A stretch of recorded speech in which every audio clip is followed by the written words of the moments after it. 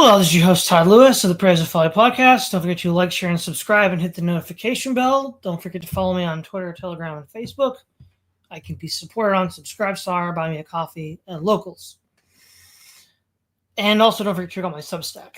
Now, tonight is going to be the beginning of a series of commentaries on the 4 books that I've just read on the technological dictatorship. One or two of my fans recommend that I do this, and I don't remember your names, but you know who you are. And I thought, yeah, this is actually a really important idea. There's a lot to unpack. Obviously, in my readings, I didn't bother unpacking everything that I was thinking because I was just here to get the ideas out there. And this is for a couple of reasons. Reason number one, why is this important, right? These are works that are, the most recent is still over 70 years old. And so the question is, they're relevant because they describe in very accurate ways some elements of the society we're dealing with today. They also make certain mistakes, which is worth pointing out, and they have certain methodological assumptions, which I think are inherent in the scientific project that are false, which are also interesting to point out. So if we look at today, we're just going to cover 3 chapters of Part 1 of the scientific outlook. Examples of scientific method, characteristics of scientific method, and the limits of the scientific method, all of which are important considerations to discuss. So let's look at the first part. There's a few main things. The first chapter 1 is just a brief survey of a kind of history of science from like the Greeks to the Arabs to the early modern period, and then focusing on a few important intellectuals such as Galileo, Newton, Darwin, and Pavlov. That's a very brief overview of that chapter, but there's some interesting meat here. So the first one is on page 15, where he defines science as observing facts to discover general laws. This is done by a 2-step process of observation and inference to a general law. So he says, a man who needs medical advice, given the brevity of life, need not scientifically verify everything his doctor tells him.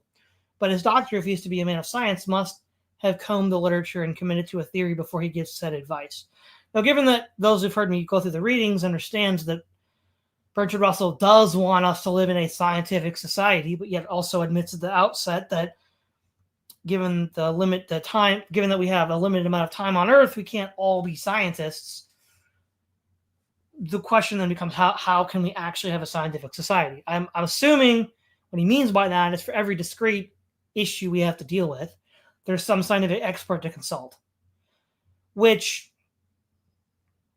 I mean, sounds like a reinvention of, the older priesthood under a different name, which is what a lot of people, including myself, have said about science. It's the white lab coat priesthood, not anything like what, they act like it's different from what it replaced, right? So, and you see this a lot with Russell. He'll talk about the Roman Catholic Church as this authoritarian system of priestcraft and deception. He'll criticize Marxism for being a 20th century version of it. He has a little quip that deductive thinkers all reason from sacred books. But really, rather than the Vatican or the Kremlin, his form of priestcraft is just the white lab coat from, a series of scientists all over the Western world, but in his case, primarily the Anglosphere. And I don't think he actually truly escapes this. Maybe more on that later. Now, with the Greeks and the Arabs, he has an interesting juxtaposition. He says the Greeks were poets and not scientists. Educated Greeks disdained working with hands. Maybe that's why astronomy was so highly developed by them. Since you're dealing with things you see and you don't touch. The Greeks started from self-evident axioms and produced deductive conclusions from them. This is why the sciences faltered in Greece, but mathematics and geometry flourished. This is also just philosophy in general. This is what Descartes is doing in the Meditations. This is just Russell saying the Greeks are laying the foundation for philosophy, which is itself the explanation of rational thought. He argues that the Arabs were different in the sense that they, rather than beginning with an already agreed upon formula and working down, they worked up from experimental data. And he views all this as an extension of alchemy, which in its material form gave us chemistry. course, what's strange, though, is the medieval Arabs did believe were deductive reasoning from a sacred book, the Quran. There was a debate in the 8th, 9th, and 10th centuries between, I think it was the Mu'tazilites, who were more scientifically minded and more rationalistic, but they lost in favor of a more conservative interpretation of the Quran. So, nonetheless, though, what he's setting up here is that the Greeks and the Arabs illustrate two parts of what he's going to say scientists do. And so that is the interesting thing here. He says, the Greeks started from general laws and worked down. The Arabs experimented but achieved no sense of a general law. Scientific man begins his work like the Arabs and seeks to find where the Greeks were starting from a generalized law. So he's saying that, like the Arabs, the scientist that he's envisioning as the ideal scientist is working up from observations and experiments. And he's coming to a generalized law, which the Greeks start with. So in unpacking briefly this history of science, he's exposing how the modern method he's advocating both differs from and is analogous to what preceded him with the Greeks and the Arabs. Russell then begins to pit inductive scientific reasoning versus deductive philosophical reasoning, i.e., the Greeks are deductive. He finds that problematic. He likes the Arabs more, but they just didn't go far enough. If one is deductive, one must find rules outside of or prior to observation.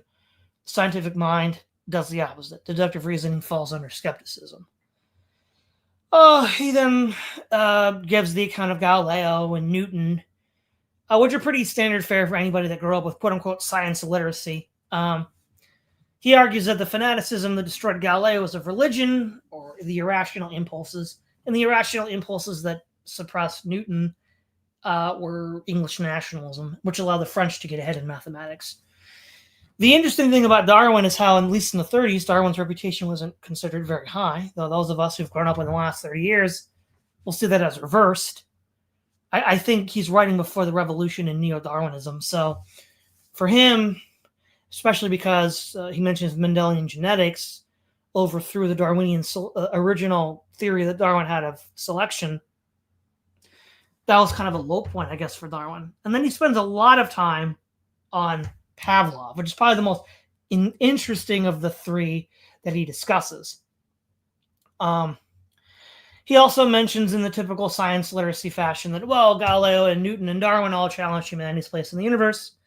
Galileo and Newton by moving the sun to the center of the galaxy and not the Earth. And then Darwin challenges the origins of man.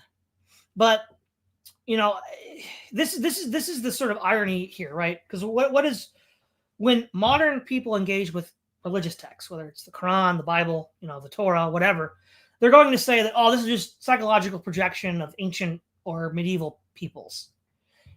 And they're going to use, Marx or Nietzsche, Freud, or the postmodernists or whatever. Right. But how is science itself not just the projection of these egoistic, subconscious id motivations? Right? Since all of this cumulatively led to a diminution of the importance of the religious and of God and of philosophy, why not just assume that was the goal all along? In fact, Charles Lyell, who comes up with uniformitarianism, which did to geology what Marx would later do, Darwin would later do rather, with biology. And Lyell says his entire purpose was to break the hold that Moses had on geology, which at the time was the theory of catastrophism, which is the idea that the flood inundated the whole world, i.e. Moses. So this is just a psychological motivation.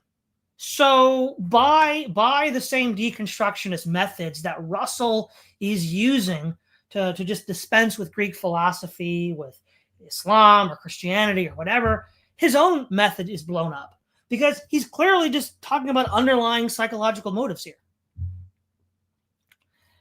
Now, part of the problem here is that when you talk about reasoning from general laws to a general principle, so observations to a general principle, and then saying that's the purpose, that that's the purpose of science, and that science doesn't begin like the Greeks do with a priori principles. Well, that's just bull. It's obviously wrong, right? When a scientist is in the laboratory or out in nature doing field work, observing phenomena, he doesn't ask himself, what independent reasons do I have to believe that the observational method is correct? He doesn't do that. He already assumes it. It serves symbolically as an a priori assumption, even if he doesn't even think of it in those terms. Part of this is based on an equivocation that he's getting at with the word axiom. So, right, Russell's being very dishonest with his account of deductive reasoning. It is the result of an equivocal understanding of axiom. We can speak of two kinds of axioms, capital case A axioms and lowercase a axioms. Axioms of the first kind are found in mathematics, geometry, and the most mathematical of sciences, physics. These are proven deductively. This method, even Russell concedes, gave the Greeks mastery of geometry and astronomy. All human thought flows from such axioms. For example, the three laws of philosophy, the law of non-contradiction, the law of the excluded middle, and the law of identity. These axioms can be proven by either seeing them as clear and distinct ideas, a la Descartes, or through transcendental arguments, a la Kant. The second type of axioms are indeed proven after sufficient level of information exists to extrapolate them. For example, in the art of war, you cannot comment on it without any great certainty until enough wars have occurred that a cumulative experience has developed that can be analyzed. Before Sun Tzu wrote his Art of War, there was nearly a millennium of Chinese warfare to appeal to. Both kinds of axioms are similar in the sense that without their assumption, any future inquiry in any given field is impossible.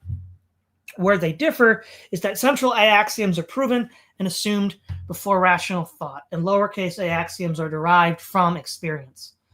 The mistake of classical and medieval philosophers was in trying to extend the net of capital A axioms to include things they could not claim, reducing them to absurdity. This gave room for people like Russell to push to the opposite extreme that there are no a priori synthetic axioms. The truth is that there are a priori synthetic axioms. Kant goes into great detail about this. And of course, to even do science, you have to assume a lot of these things that Kant talks about.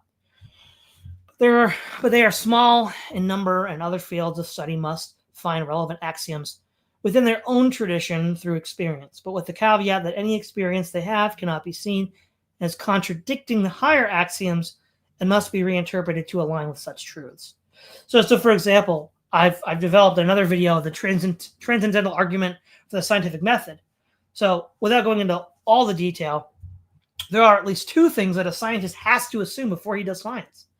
That there's a physical world out there that contains objects of sense and extension, right? Because, he's observing objects in space. He has to assume that space exists. Now, he might, when he has time for leisurely reflection, say, oh, well, is space really real and all? But hey, we're not going to actually do that when we do science. The trustworthiness of the senses, right? Which is why Descartes in the Meditations concludes that God exists. The idea being that, okay, our deceptions might be mistaken at times, but are they generally reliable? Because if they're not generally reliable, then why even bother doing science? Now, the person he talks about that I think really has the most interesting element here is Pavlov. He has a section where he talks about a dog having two light sources, one that shines through an elliptical-shaped hole, the other one that's circular. The patch of light that shines through the elliptical-shaped hole is associated with pleasure, that is food. The circular patch of light is contained with pleasure, that is food. The elliptical is pain, which is electric shock. Pavlov then gradually makes the ellipse more circular until the distinction was too fine for the dog, and he became a nervous wreck. What's interesting about this is how the propaganda works in the U.S. Like, we're the dog and the government is Pavlov, or corporations are Pavlov. So it becomes more and more difficult to distinguish between anything, let alone pain and pleasure, which is why we have a kind of sadomasochism within our country right now, where people can't seem to distinguish between the two, because in a sense, through operant conditioning, these two light sources are becoming indistinguishable from each other. They're just seen as raw stimuli. Bertrand Russell echoes Pavlov in arguing that he's a kind of monist, that the body, mind, and soul are all one substance, though he doesn't really say if he's a materialist or an idealist, which is kind of a cop-out because you have to pick. If you're going to say there's just one substance, you can't leave it all up in the air. Oh, there's one undefined substance we haven't talked about yet. No, just a cop out. This is heavily, and then also the idea that, and of course, the importance he ascribes to Pavlov is that psychology, these things are all just operant conditioning, right? All these actions that humans take aren't the result of moral reflection or things like that. It's just this operant conditioning. Well, this is before MK Ultra, but the CIA experiments show that that's false. You can't keep doing that. It doesn't work after a while. And there was a lot of work to edge out that, once edged out, finally shows that this is the case. He makes a salient point that the great book account, especially of science, like say Newton's Principia, becomes increasingly difficult is as soon as the book is published, scientific research has superseded it. So at least within the sciences, that's an explanation for why we don't have these sort of great books or great treatises like we used to. Now, chapter 2, he's moving more into scientific method proper rather than a brief survey of the history of science. And we have a few things here. Russell argues that the scientific method has 3 steps: observation, formation of hypothesis, use of hypothesis to find new observations. We begin by observing facts. Once enough facts are found, we then form a hypothesis to account for these facts. If enough scientists find this theorem useful, it becomes a law. This law is then used to open the scope for investigation to find new facts. We see how mealy-mouthed scientists are. For example, I never remember hearing about someone observing biological changes at the level of a family, let alone a phylum. Bruh, don't worry, we can't observe it, but it still happens, and we're still going to do science. We never see a star, but scientists will tell us how it happened. So, right, this actually ties back into Pavlov. So, when we look at a rock in our hand, okay, that's more of a direct experience. Now, if we want to see something very big or very small, we need to have some mediation. A telescope will allow us to see into space, and a microscope will allow us to see very small objects. But there is a level of mediation now. And, depending on the science popularizer, if you say you see the sun in the sky at a certain angle, they're going to say, well, no, you didn't really see the sun there. What you saw was where it was when that packet of light left, however long it took to travel 93 million miles.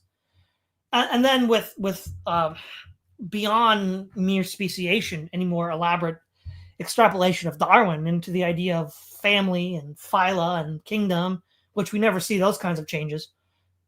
Well, that's even more, right? The mediation now isn't even through an instrument, it's time. So unless you have a time machine, there's no way to bridge that gap. And so what scientists are doing is they're playing this little game where they first start looking at human scale objects, and they do a very good job of describing human scale objects, but then they extrapolate to the very big and the very small. But they use instruments that allow them to observe through some mediation these objects. And you can make some sort of probabilistic account of how much is lost. But then you get into what we might call, quote unquote, cosmic evolution, the history of all the universe. No one saw that. No one's ever going to see that. And to his credit, Thomas Nagel, the philosopher, in Why Neo-Darwinism is Almost Certainly False, the bombshell of a book he wrote, says, yeah, that's historical science, and that's not, properly speaking, science. It is something that is assumed when people do science, and it's a mistake to assume that it is. But of course, because science is so powerful, it's so powerful looking at human and describing human-sized human objects that can be experienced through the human tools of sensation, through touch, through sight, through sound, without any mediation other than those instruments we have innate in ourselves. It becomes easier to trick people into believing science is describing something when it gets further and further away through forms of mediation. And at first, that form of mediation isn't very big. It's small. It's a telescope. It's a microscope. But then you have the time component, and it just goes crazy. Because there's absolutely no way to verify this. How can you verify this process? Did you sit down and watch it? No. No, you didn't. And so, this telescoping from the power that it gives you, and we'll get to power in the next chapter when we continue this commentary, is assumed to be knowledge. Because in some sense, you do have to have knowledge of a thing to control a thing. But that's a limited kind of knowledge and not necessarily one that's applicable to all other cases. But they attempt to make it so when they go through this process of extrapolation, which is annoying, because what you're doing then is not, strictly speaking, in the narrow sense, a laboratory science experiment.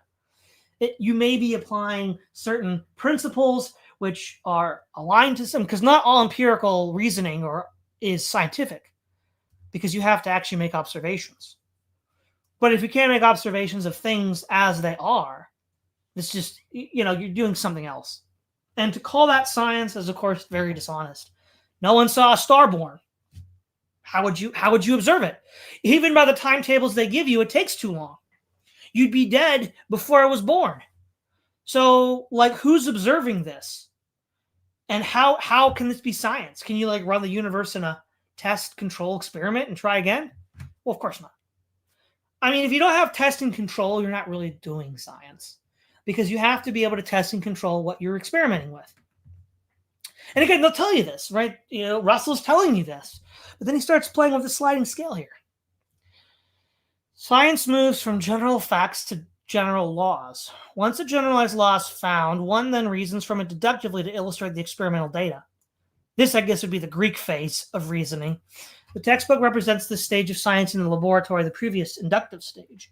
As one progresses in this process, for example, say in physics, the laws that seem to be so important at the beginning become less and less so as time moves on. Further discoveries relegate these laws to a lower level of importance, to outright obsolescence. So the interesting thing here is that Russell, he does say a lot of the quiet parts out loud, which is why I think it's important to read Russell. While he does have a lot of blind spots, and he does have some pretty bad takes, as we'll get into the book, it's clear he says a lot of the quiet parts out loud, and it's not quite as obnoxious as other science popularizers. There was more epistemic humility, at least as of the writing of this book.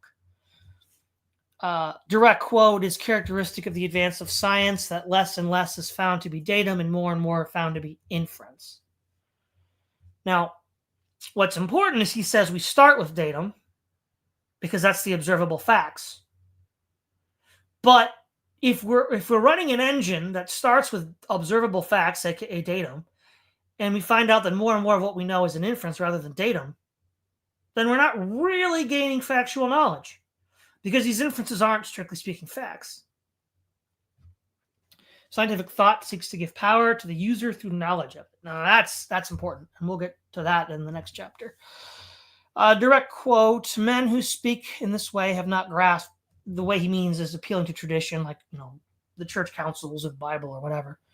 Men who speak in this way have not grasped the idea of successive approximations. No man who has the scientific temper asserts what is now believed is exactly right. He asserts that it is a stage on the road towards the exact truth. Really now. But we're left with more inferences than datum. That's just absurd. That's literally directly contradicted. And then I'm going to skip ahead to what he says in chapter 3. Let's see. Yeah, okay, so datum is going to come up again. I want to...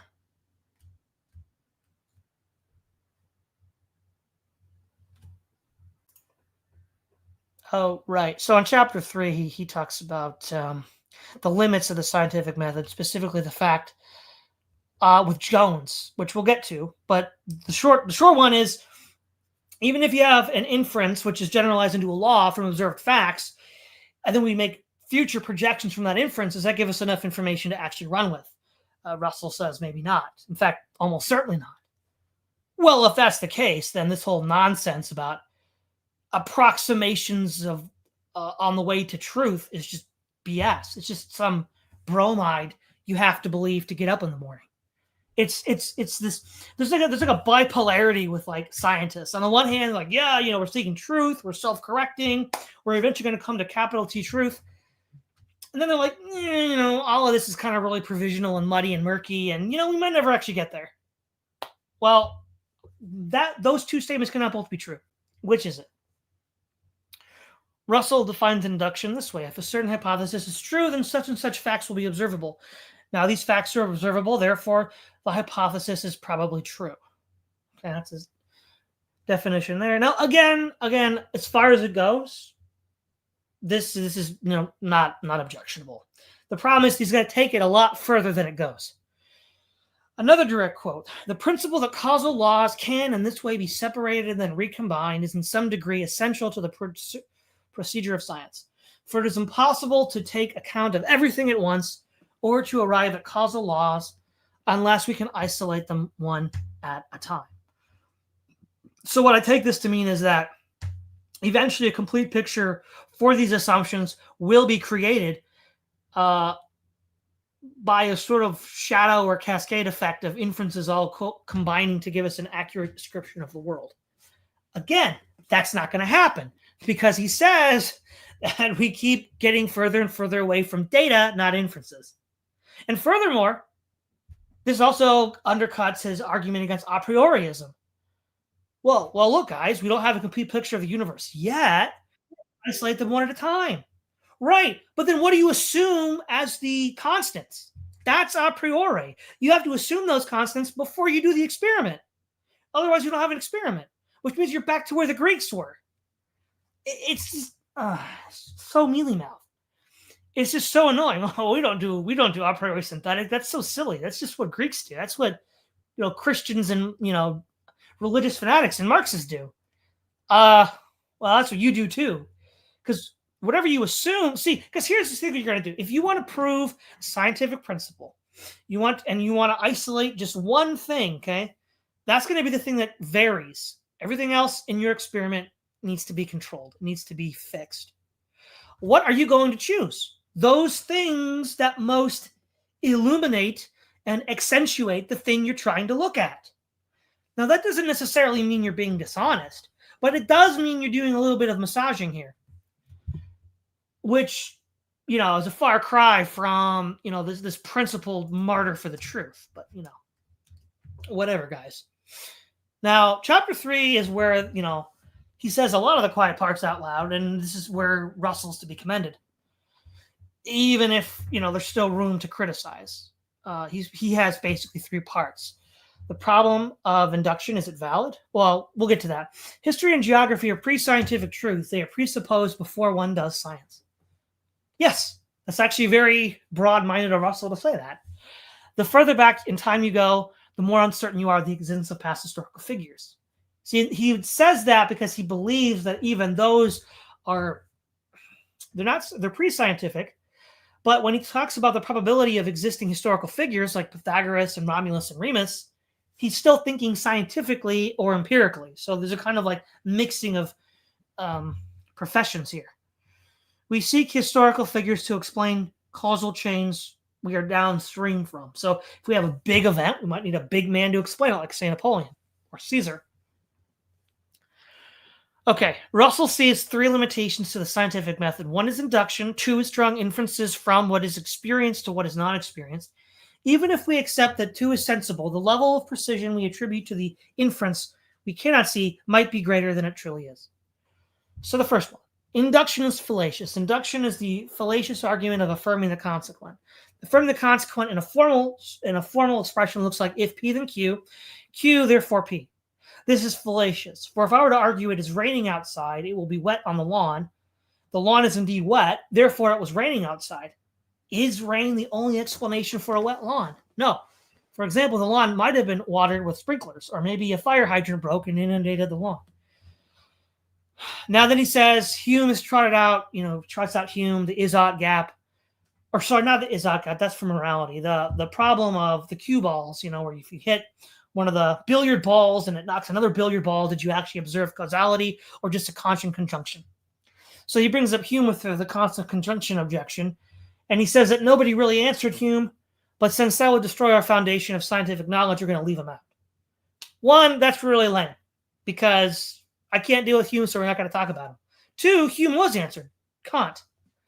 I don't know why Russell doesn't want to talk about Kant, because Kant really, with this unity of apperception and the idea that we have preloaded software, to use modern terminology, to engage with and interpret reality, is a huge, defeat of Hume. Also, his idea of a priori synthetic, which means that we're not stuck in this epistemological trap of empiricism. But of course, for a variety of reasons, Kant is just not being used here. So on the one hand, kudos, props. You said the quiet part out loud.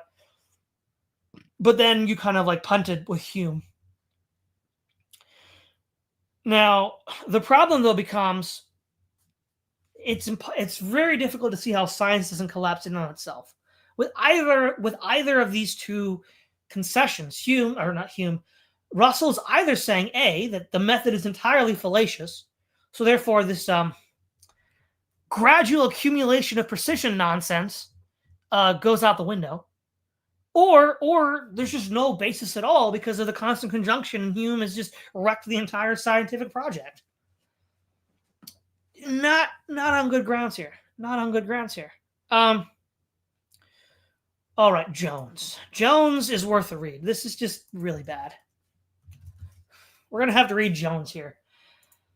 Okay. I've already read this before, people, but this is important now because I'm going to give some commentary on it.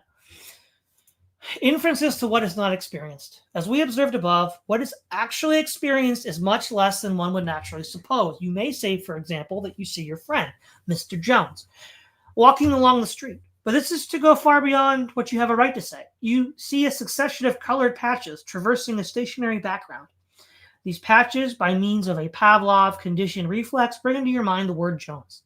And so you say you see Jones, but other people looking out their windows from different angles will see something different owing to the laws of perspective. Therefore, if they are all seeing Jones, they must be many different Joneses as there are spectators. And if there is only one true Jones, the sight of him is not vouchsafed to anybody.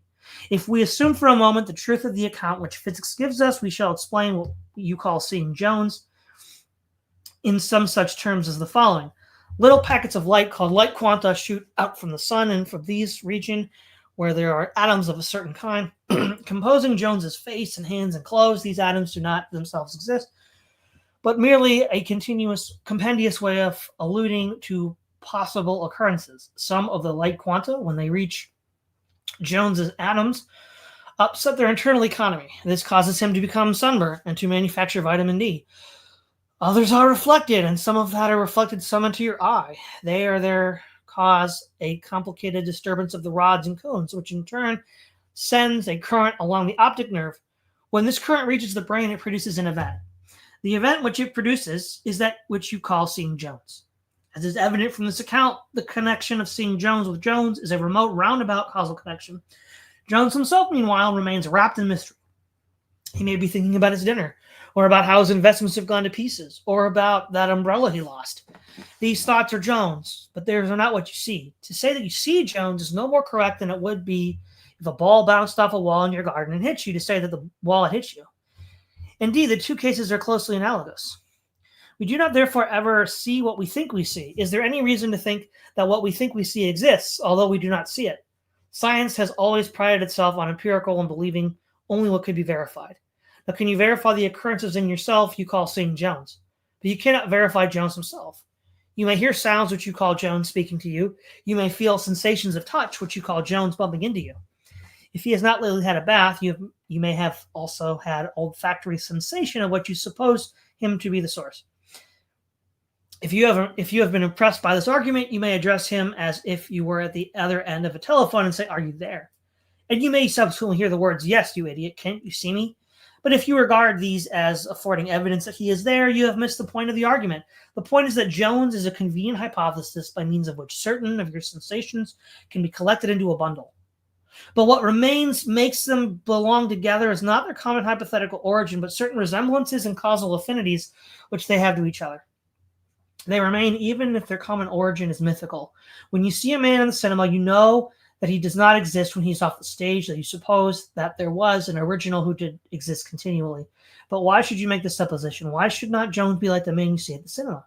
He may get annoyed with you if you suggest an idea, but he will be powerless to disprove it, since he cannot give you any experience of him which is doing what he is doing when you do not experience him.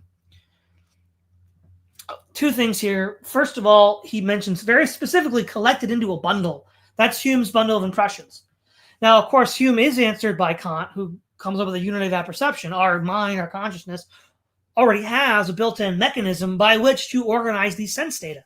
Because there's a little mealy-mouthed game going on here with Jones. He says, but what really makes them belong together is not their common hypothetical origin, but certain resemblances in causal affinities which they have to each other. The very fact that somebody's doing that at all is proof of Kant's unity of apperception. So now, since it's not addressed, Kant doesn't even show up, and it appears that Russell does not believe in Kantian philosophy, since it's a very Humean thing to say.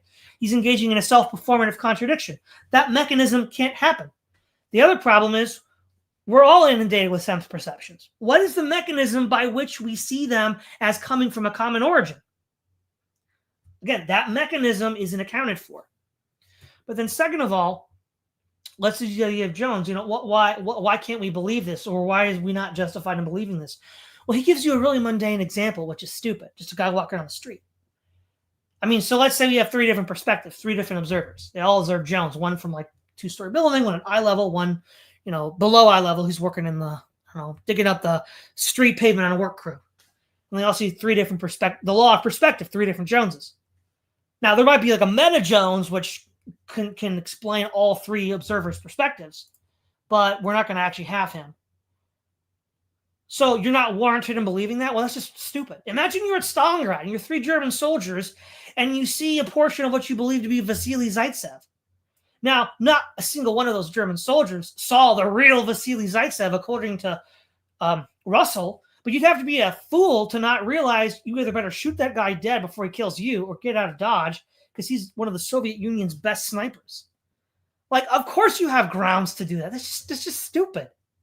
It's just an inane. See, this is the kind of thinking of somebody who lives inside of the laboratory, not the real world. You might be able to engage in this kind of nonsense speculation. And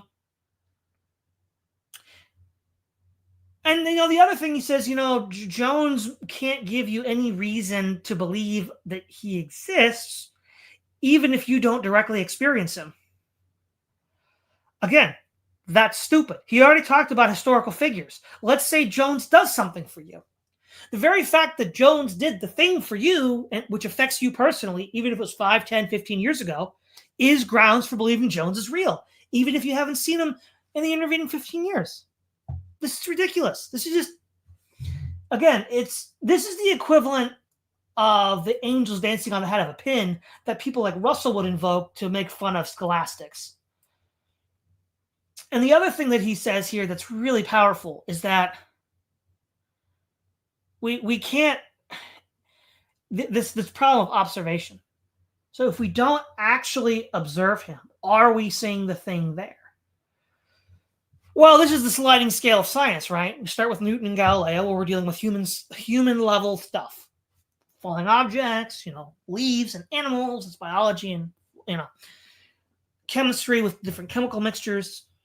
Okay, fine. But then you have a level of abstraction through telescopes and microscopes. Okay, well, you can still see it, so you can't touch it, but you can see it. Okay, you're getting a little bit further away. But then you get to the time dimension with geology with Lyell and biology with Darwin, and now you can't even see it. So you've created this, this mechanism by which you get further and further away from the thing that science makes its plausible case for, i.e. that it can control and manipulate things at the human level. And you see, it can appear to manipulate things at these higher levels, based on the first one being distance, so astronomy, and then time, cosmic evolution, because it's a magician's trick. They're the ones that let you see a thing. It's just like with you know what it is? It's just like advertising, right? When somebody says in an advertising campaign they're showing you their secret, that's what they want you to see. That's what they want you to believe, because they're not showing you what's really there. What's really there is the cash nexus behind it that justifies and allows and supports the person to raise the money to put together this bizarre admixture of people in this like secret space that he's showing you. The scientist does the same thing, because there's no way you can verify it, especially when you get beyond even instrumental verification. All right, next problem, which is The abstractness of physics. He says, oh, I know this is actually important. This is part of the Jones section. Direct quote, this is not essentially one for the physicist, but for the logician. It is, in essence, a simple one. Namely, are circumstances ever such as to enable us, from a set of known events, to infer that some other event has occurred, is occurring, or will occur? If we cannot make such an inference with certainty, can we ever make it with any high degree of probability, or at any rate with a probability greater than half? The implication is no. So then, okay, how is this a truth-seeking mechanism if the mechanism doesn't work? Well, we don't think about that. So that's the answer. Convenient. All right. While physics is the most mathematical of the sciences and therefore the most precise, whenever we seek to describe the symbols in a more colloquial way, it becomes less precise than the more colloquial it gets. If we take it too far, we have only a very general and imperfect view of things. How can we be sure that we are even talking about what the scientist is talking about? How can the scientist be sure he knows what he's talking about? Because there's another problem, right? You can go from the symbol to the colloquial for the people on the street. That poses a problem. But you can also go more and more into theory land, where you have very specific terminology, which is not, strictly speaking, contained in symbols. And that creates another problem. But that's going upwards rather than downwards. Russell goes on, summarizing Russell, many people dislike abstraction. Many probably do so on the basis of the rigor involved, but rather than admit that, they find some other reason to object to it, usually aesthetically. So psychological reason for objecting. People of this type argue that the material world of sense is more real than the realm of the abstract thought and choose to orient themselves towards the world of science. Science is a power thought. The aim of science is to give power to the user. The more abstract the knowledge, the more power the man has. The farmer might have a lot of practical knowledge of his farm, right? So that's the common man. But the stock exchange operator is both richer and has more control over the farm than the farmer. The farmer might never realize this. This is the power of abstraction. Scientific knowledge is more abstract and therefore more powerful than even economic knowledge of a stock exchange operator. And then probably the most mask-off moment, direct quote, the extreme abstractness of modern physics makes it difficult to understand, but gives to those who could understand it a grasp of the world as a whole, a sense of its structure and mechanism which no less abstract apparatus could possibly supply.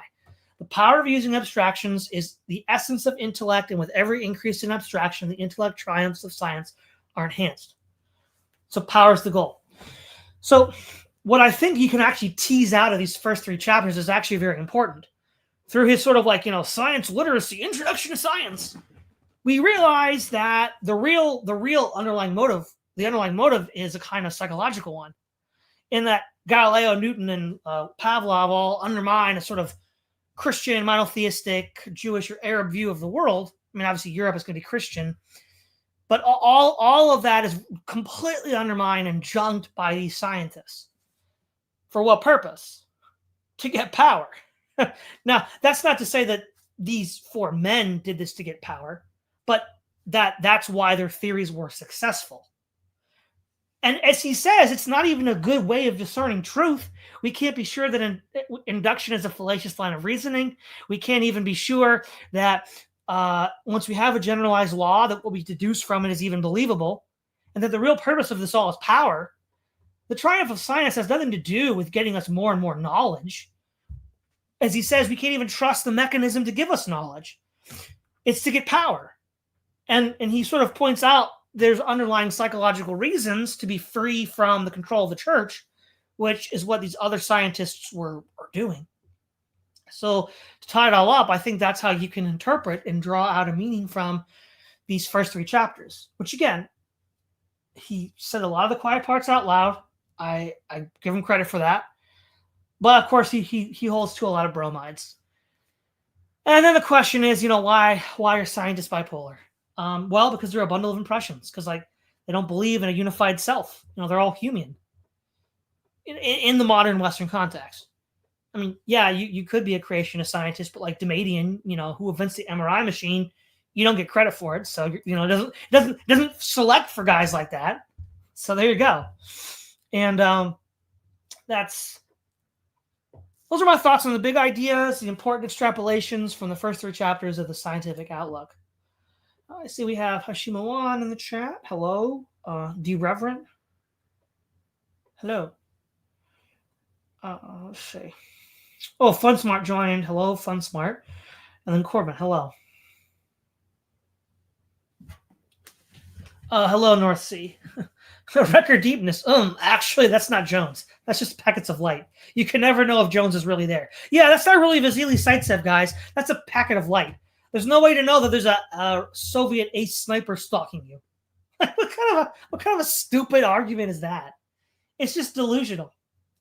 All right, everyone. Now, I don't know how long it'll take to cover the rest of the Scientific Outlook. I mean, there's a lot to unpack. So, but whatever I am able to cover in an hour will be covered next week. Certainly chapters 4 and 5. Maybe that's it. We'll see. But thanks for tuning in, everybody. This is Todd Lewis of the Present Fly Podcast, signing off.